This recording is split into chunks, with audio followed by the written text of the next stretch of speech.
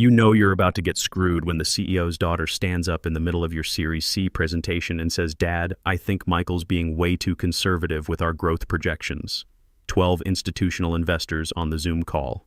Patricia Goldman from Sequoia Capital had flown down from San Francisco specifically for this. We're talking about a $120 million round to scale our enterprise AI platform, and Ashley Price, all 29 years old with 6 months at the company, decides this is her moment to shine.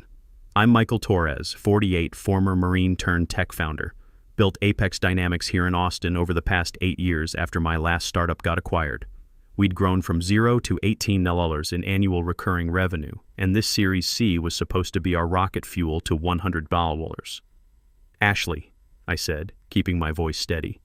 Let's finish the operational metrics first, then we can discuss growth scenarios. But she wasn't backing down. She'd been doing this for 6 months now, questioning every decision, sitting in on engineering meetings where she didn't belong, sending strategy memos that read like MBA case studies.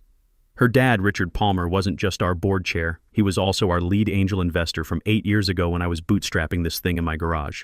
Actually, Ashley continued, I've been working on some alternative projections that show we could hit $200 million ARR within 18 months if we pivot our enterprise focus. The silence on the call was deafening. You could practically hear laptops closing in offices across the country. Patricia Goldman's face went stone cold. She'd done her due diligence on our business model for 3 months.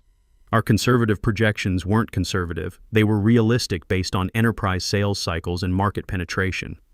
Ashley, Patricia said, her voice carrying that edge you get when someone's wasting serious money's time, these numbers weren't in the materials we reviewed.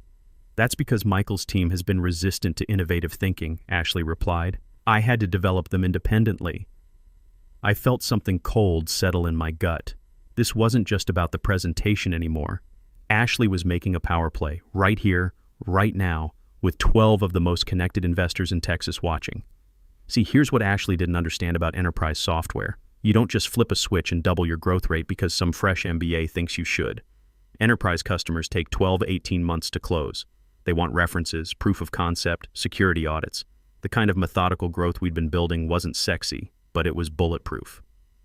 Richard, I said, looking directly at him on screen, maybe we should table the strategic discussion for our next board meeting and focus on the current round. Richard Palmer looked uncomfortable as hell. He'd been squirming since Ashley opened her mouth, like he knew this train wreck was coming but hoped it would somehow derail itself before impact. Michael's right, he said finally. Let's stick to the prepared deck. But Ashley wasn't done. Dad, we talked about this. The board voted to explore new growth strategies. That's when I knew she'd just stepped on a landmine. Excuse me, said Carlos Martinez, unmuting from his square. Carlos runs a family office in Dallas now, but we served together in Iraq 20 years ago. He doesn't tolerate bullshit from anyone, especially not entitled kids with trust funds. What board vote are you referring to? Ashley's confidence flickered for just a second. It was an informal discussion. Board decisions aren't informal, Patricia cut in. They're documented, voted on, and recorded. Michael, were you part of this discussion? News to me, I said. The temperature in the virtual room dropped about 10 degrees. I could see other investors shifting in their chairs, checking their phones, probably wondering what kind of amateur hour operation they'd stumbled into. Ashley doubled down.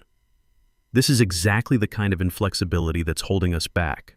Michael built a solid foundation, but we need visionary leadership for the next phase. Visionary leadership, right? Because 6 months of MBA theory trumps 20 years of actually building and selling enterprise software. Ashley, I said, I appreciate your enthusiasm, but maybe we should let our current results speak for themselves. Current results that could be 3x better with the right strategy, she shot back. That's when Patricia Goldman did something that made my blood run cold. She shared her screen. I'm looking at the board composition documents from your Series A, she said. Ashley, what's your official title at Apex Dynamics? VP of Strategy and Business Development. And when were you appointed to the board of directors? Silence. The kind of silence that echoes. I'm not technically on the board, Ashley said, but as VP of Strategy. So you're making strategic pronouncements about a company's direction without board authority during a funding presentation, contradicting the founder's prepared materials. When Patricia Goldman puts it like that, it sounds even worse than it was. I was trying to provide additional perspective, Ashley said, her voice getting smaller. The perspective we need, Carlos said, is from the people who actually built this company. Michael, why don't you finish your presentation? I clicked to the next slide. Financial projections. Conservative but achievable. Customer acquisition costs trending down. Net revenue retention at 115%. The kind of boring, reliable metrics that make investors write big checks. But the damage was done. You could feel it in the digital air. Confusion, concern, questions about our internal dynamics. Ashley had just poisoned our Series C presentation with 12 of the most important investors in Texas watching. I finished the presentation on autopilot. Customer metrics, growth projections, competitive analysis. The kind of numbers I could recite in my sleep after 8 years of building this business. But you could feel the energy had shifted. Questions came in clipped professional tones. No one asked about follow-up meetings or due diligence timelines. Thank you, Michael, Patricia said when I wrapped up. We'll need some time to discuss internally and get back to you. The call ended. 12 black squares disappeared like someone had just flipped off the lights on our future. I sat in my home office staring at a blank screen. My phone started buzzing within minutes. Carlos texted first. What the hell was that about? Sarah Thompson from Austin Ventures called. Michael, we need to understand the management dynamics here. But the call that mattered came from Patricia Goldman 30 minutes later. Michael, she said, I've been doing venture capital for 18 years. I've seen founders get pushed out, boards go sideways, and family businesses implode. But I've never seen someone torpedo a funding presentation from the inside. Ashley's young, I said. She doesn't understand how enterprise sales actually work. That's Richard's problem to solve. Our problem is that Sequoia just watched your company's internal dynamics fall apart during our final due diligence. We can't fund a business where the leadership team is fighting in public. My stomach dropped. So the Series C is dead? Not necessarily. But we need clarity on governance and management structure. If you're running operations with clear board backing, we'll reconsider. If this is going to be ongoing family drama, we'll pass. That evening, I drove out to Treaty Oak Distilling. It's a local Austin spot where Richard and I sometimes grab drinks after board meetings. I found him at the bar nursing a whiskey and looking like he'd aged 10 years in one day. Hell of a presentation, I said, taking the stool next to him. He didn't look up. She's my daughter, Michael. I know. And she's about to destroy everything we've built if someone doesn't teach her how business actually works. Richard finally met my eyes. She graduated top 10% from Wharton. Summa cum laude undergrad from UT. She's not stupid. Never said she was stupid. But being smart in school and understanding enterprise software sales are two completely different things. The bartender refilled Richard's glass without being asked. That's never a good sign. Ashley thinks you've been freezing her out of strategic decisions, Richard said, because she's been here 6 months and wants to redesign our entire go-to-market strategy. You know how long it took us to build relationships with our current enterprise customers? Years. Ashley wants to throw that away and chase Fortune 10 accounts we have no business pursuing yet. Maybe she has a point about thinking bigger. I turned to face him directly. Richard, you've been investing in Austin tech companies for 15 years. When have you ever seen a Series C get derailed by internal politics during the presentation? He was quiet for a long time. What do you want, Michael? I want operational control over the business I built. Ashley can keep learning, but she needs to understand there's a hierarchy here, and I want protection so this can't happen again. Protection?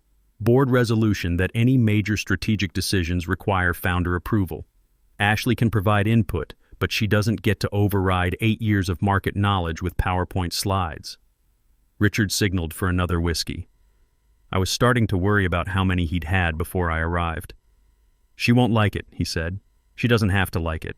This is business, not family therapy. Patricia made it clear. The money follows stable management.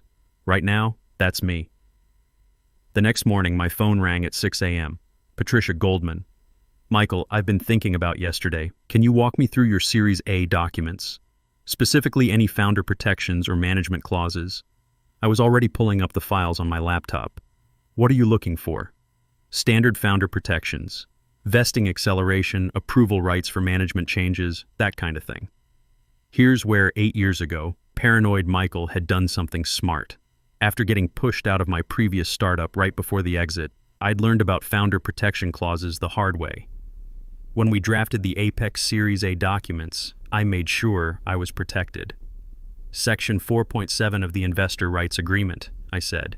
Any change in my role as founder and CTO requires written approval from holders of 75% of outstanding preferred shares. And Ashley's role? She's an employee, VP level, but no special protections. Interesting. So theoretically, if the board wanted to clarify management structure, they could absolutely restructure Ashley's role without my consent, but they couldn't touch mine without a supermajority of investors agreeing. Patricia was quiet for a moment. Michael, I'm scheduling a board call for Friday, all directors plus Sequoia as lead investor. We need to resolve this before anyone else gets cold feet. What are you thinking? I'm thinking Ashley Price just reminded everyone why founder protections exist in the first place. That Friday board call was going to be interesting, because Ashley had made one critical mistake during her little presentation stunt. She'd forgotten that this wasn't just Richard's company anymore. We had institutional investors with fiduciary responsibilities, and those investors had just watched her try to hijack their potential investment. Game on. Friday's board call started at 2 p.m. sharp. Patricia had sent the agenda 24 hours in advance.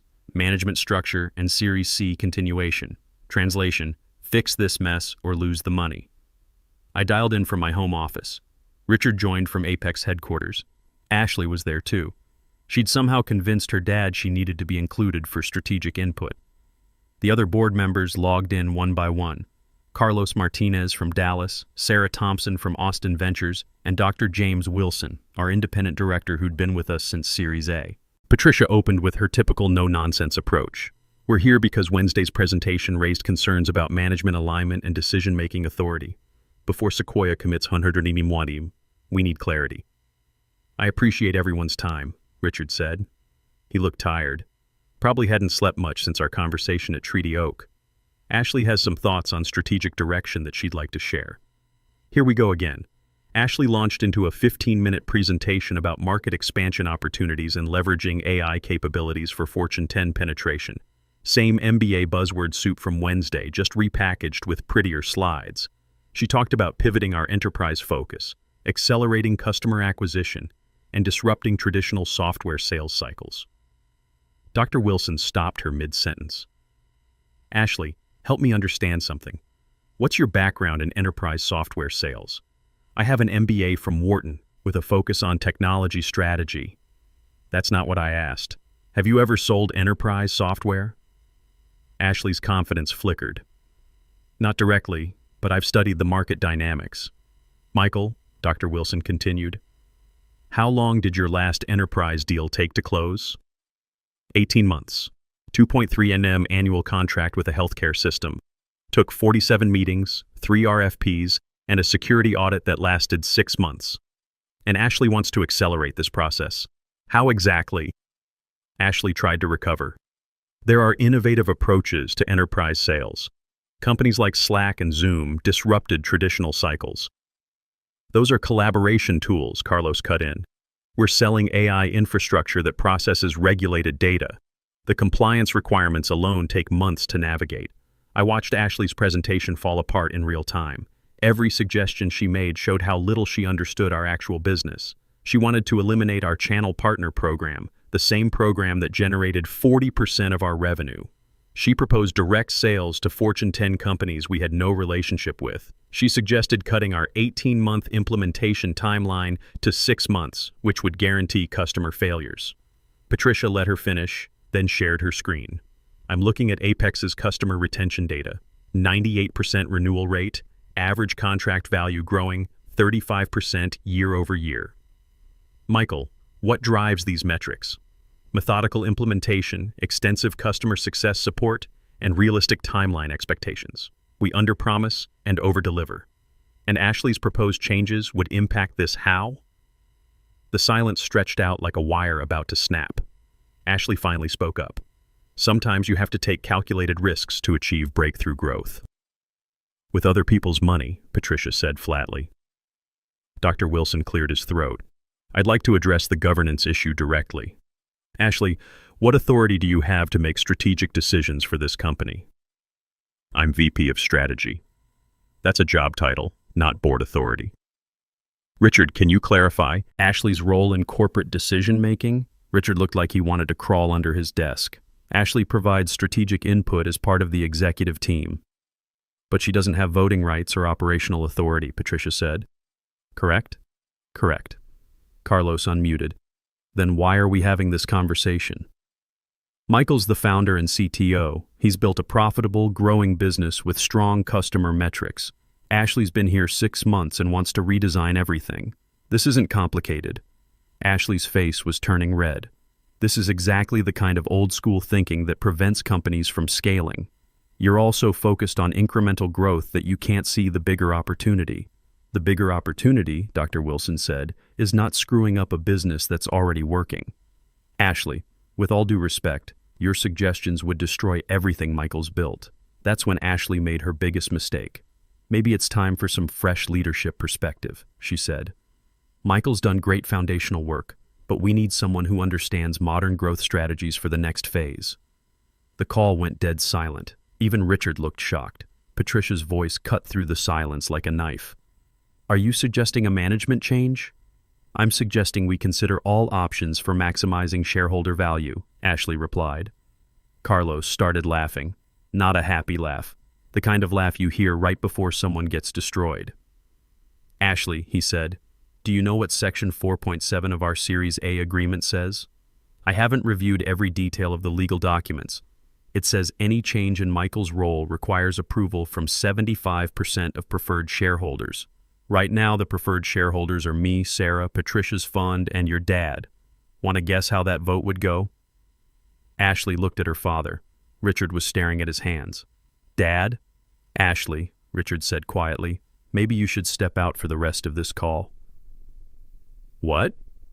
No. I'm part of the strategic team. Ashley. His voice was firm now. Please leave the call. She disconnected without another word. Patricia waited a beat, then spoke. Gentlemen, I think we need to discuss management structure and operational authority. Michael, are you prepared to take expanded leadership responsibility? Finally, time to fix this mess properly. Michael, Patricia continued after Ashley disconnected, we need operational clarity before moving forward with Series C. Are you prepared to assume expanded leadership authority? I'd been thinking about this moment since Wednesday's disaster. Yes, but with specific terms. I want executive chairman role with operational control over product, engineering, and strategic partnerships. Ashley can remain as VP, but she reports through me with clearly defined responsibilities. Richard, Dr. Wilson said, how do you feel about this structure? Richard looked like he'd aged another 5 years in the past hour. If it saves the Series C and protects the business, I support it. Carlos unmuted. I'll second that motion. Michael's earned operational control. Ashley can learn the business properly under his guidance, or she can find opportunities elsewhere. Sarah? Patricia asked. Agreed. Michael's track record speaks for itself. 300% revenue growth over 3 years, 98% customer retention, profitable operations. Ashley's suggestions would jeopardize all of that. The vote was unanimous. Section 4.7 of our Series A agreement was ironclad, but having board consensus made everything smoother. Excellent, Patricia said. Michael, I'll need updated org charts and reporting structures before we finalize Series C terms. Can you have those ready by Monday? Already drafted, I said. I'd been preparing for this conversation since Wednesday. The call ended at 4:15 p.m. My phone started buzzing immediately. Carlos texted. About time. Sarah called to congratulate me on handling that professionally. Dr. Wilson sent an email about proper governance finally prevailing. But the call that mattered came from Richard an hour later. Michael, can we meet this evening? I owe you an apology and an explanation. We met at Lazarus Brewing on East 6th Street. Richard was already there when I arrived, working on what looked like his second beer. Austin's tech scene is small enough that everyone knows everyone, and I could see a few other founders at nearby tables pretending not to watch our conversation. Ashley's moving back to California, Richard said without preamble. She's taking a business development role with a fintech startup in San Francisco. That's probably for the best, I said. Austin's tech community isn't that big. Word gets around. I know. Richard took a long pull from his beer. I screwed up, Michael. I let family dynamics cloud my business judgment. She's your daughter. I get it. No, you don't understand. Ashley's been struggling since she graduated. 3 jobs in 2 years, always clashing with management, always thinking she knows better than people with decades of experience. I thought giving her a real role at Apex would help her mature. I ordered a Shiner Bock and waited for him to continue. Her mother thinks I'm too hard on her, says I expect too much. So when Ashley came to me with ideas about strategic growth, I wanted to be supportive. Richard shook his head. I nearly destroyed your company trying to be a better father. The company's fine, Richard. Patricia confirmed the Series C is back on track. We'll close at 125 million instead of 120 million. She called it a governance premium for cleaning up our management structure. 125 million? Richard looked up for the first time. Even after the presentation disaster? Turns out investors like companies with clear leadership and founder protection clauses. Ashley accidentally demonstrated why those protections exist in the first place. We sat in comfortable silence for a while, watching the Austin evening crowd filter into the brewery. Young tech workers, a few venture capitalists, the usual mix of ambitious people building the future. You know what's funny? Richard said eventually. Ashley was right about one thing. We do need to think bigger for the next phase. How so? 18 NIM ARR is impressive, but we could be at 50 nullers within 18 months with the right strategic moves. Not Ashley's Fortune 10 fantasy, but solid enterprise expansion. I smiled. Richard, that's exactly what my executive chairman's strategy focuses on. Methodical growth with our existing customer base, strategic partnerships with complementary vendors, maybe one calculated acquisition to expand our AI capabilities. Show me Monday? Already on your calendar. The Series C closed 6 weeks later at 125 million, led by Sequoia with participation from Austin Ventures, Carlos's family office, and 2 new institutional investors Patricia brought in. Our post-money valuation hit 400 million, making Apex one of Austin's newest unicorn track companies. Ashley Price lasted 4 months at the San Francisco fintech startup before pursuing entrepreneurial opportunities. Last I heard, she was doing consulting work for early-stage companies. Richard and I don't talk about her much, but he seems relieved that family and business are separate again. The funny thing is, Ashley taught me something valuable about leadership. It's not enough to be right about the business. You also have to be protected legally. Those founder protection clauses I negotiated 8 years ago saved my company and my career. These days, when other Austin founders ask me about board management and family business dynamics, I tell them the same thing Carlos told me after our Series A signing. Protect yourself legally, build relationships carefully, and never assume good intentions override bad judgment. Ashley Price learned that lesson the hard way. I just wish it hadn't taken 125 Ausbellers in the Austin tech community watching to teach it to her. Sometimes the best revenge isn't getting even. It's watching someone self-destruct while you're protected by documents they never bothered to read.